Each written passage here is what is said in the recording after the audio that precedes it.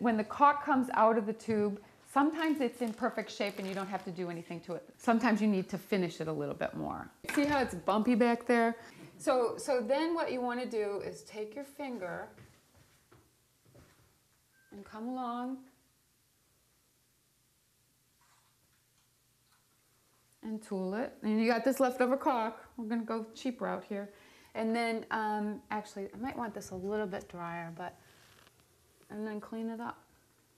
This is a little bit higher spot, a little bit bigger opening, so I want to make sure I get good coverage.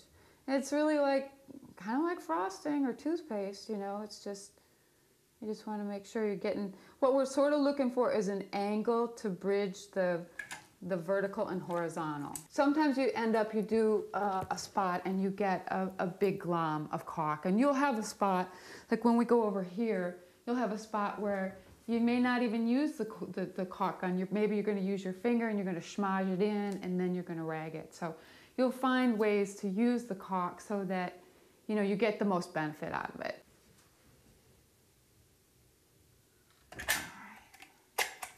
So here, I know I've got a surface that's moving, so I really want to caulk it heavy.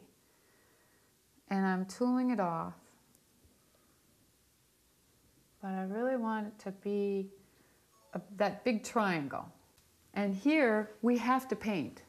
So I'm more interested in this particular location in getting that really good spread. When we were talking about penetrations before, the envelope, we've got penetrations here on both sides of the metal threshold. The threshold stops and there isn't really any floor there either. So we know that the uninsulated basement, and plus it's right by the outside door, is open. So we want to put caulk there. And I'm going to go pretty heavy with it here because I want to seal that off. What we've got going on here is, remember it's kind of messy to try caulking right up to the glass, and we want to get a pretty clean edge just because it'll be very visible. So we're just using the painter's tape. And then I'm tooling it with my finger. And this is the kind of thing, it's outside window, there's the condensation here a lot, there's a lot of gap here between this glass and the wood. So I really want to get a really thick coat of the caulk.